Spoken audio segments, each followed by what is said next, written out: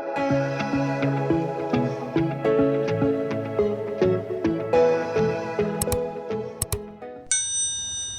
fam! This is your Mimic Shane again.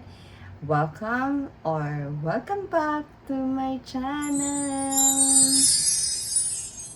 For today's video po or for today's topic, let's discuss po about the advantages and disadvantages kapag meron na po kayong agency sa FPopo Live app. But before that, please subscribe to my channel po and hit the notification bell para naman po ma-notify kayo kung may mga videos akong i-upload. Thank you! And bago po ako mag-start, reminders ko lang po dyan, lalo na po sa mga new user, kung maaari po, wag muna po kayong mag-join ng kahit anong agency. At para po kung sakali may makasalamuha ka at magiging kaibigan sa loob ng Popo, at sa tingin mo na masaya sila kasama at tutulungan ka na mag-grow, at least ikaw po mismo ang nakatagpo o nakadiscover sa kanila at sa magiging agency mo. Kaya po, mas maganda po talaga ang napag-aralan po ninyo ng mabuti si Popo. Alam nyo na po yung mga kalakaran sa loob ng app na ito bago po kayo sasali sa kahit anong agency. At kung gusto nyo po na sumali na lang talaga agad sa mga agency at magpa-guide na lang po agad-agad, ay andito lang din naman po ang aking agency, ang Team Mimi. Pero po please lang po, mag-isip po ng mabuti bago po kayong sumali sa aking agency dahil po hindi na po ako nagre-release dito. Kapag po na pumasok na po kayo sa akin, ay no release policy na po ako. Dati po, pwede pa po, pero ngayon po wala na po, hindi na po talaga ako papayag, okay? So, let's na po, simulan na po natin. So first, let's talk about the advantages of having an agency. First po is kapag may agency ka, ay magkakaroon ka po ng maraming kaibigan. Dahil sa loob ng agency na yan, ay marami pong tao or tinatawag na members. So, magkakaroon po kayo ng connection sa isa't isa at kayo lang din po ang magtutulungan dyan sa loob ng agency.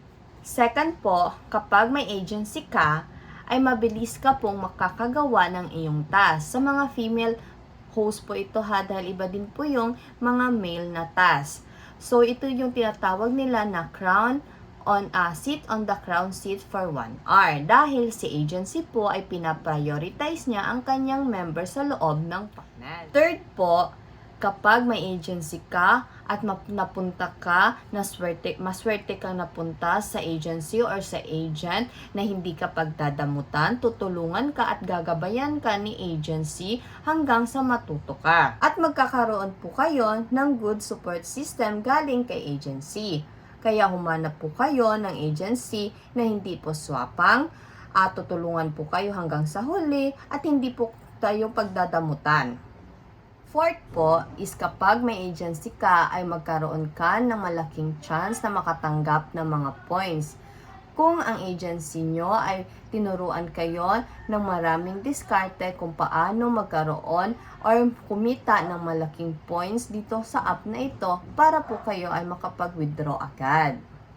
Fifth is kapag po may agency ka, ay any time of the day ay may matatakbuhan kang tahanan at iyon po ang inyong agency. Para po kayo po ay assist, tutulungan, gagabayan at sasagutin lahat ng inyong katanungan. So, ayan na nga po yung 5 advantages kapag po meron kang agency. Ngayon naman po, pumunta po tayo sa disadvantages kung meron kang agency. First po, kapag may agency ka, ay no release policy po talaga yan sila or kami po. Kaya po, mahihirapan po kayong mag-quit sa isang agency at gusto nyo pong lumipat sa ibang agency. Hindi po kasi basta-basta kami nagre-release ng mga members namin or ng mga host. At maliban na lang din po, kung mabait yung agent ninyo ay pwede po kayong or approve niya po ang inyong quit request.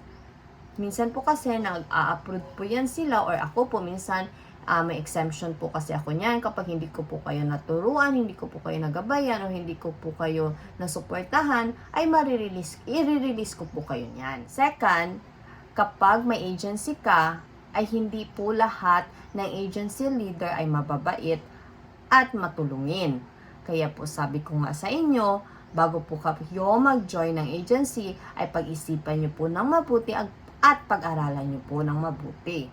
Third po, kapag may agency ka, ay hindi po maiiwasan sa isang agency leader, lalo na po kapag kayo ay madami na dyan or marami ng member dyan sa agency na yan, ay hindi po kayo maaasikaso at hindi po mapapabayaan po kayo. So, yun po ang tatlong disadvantages kapag po may agency ka.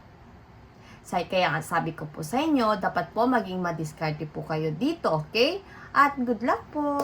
Ayun na nga po ang mga advantages at disadvantages kapag may agency ka dito kay Popo Live App. Don't forget po to like, share, and subscribe to my channel mga ka-fam. Thank you for watching and see you on my next vlog. Bye-bye po. Thank you.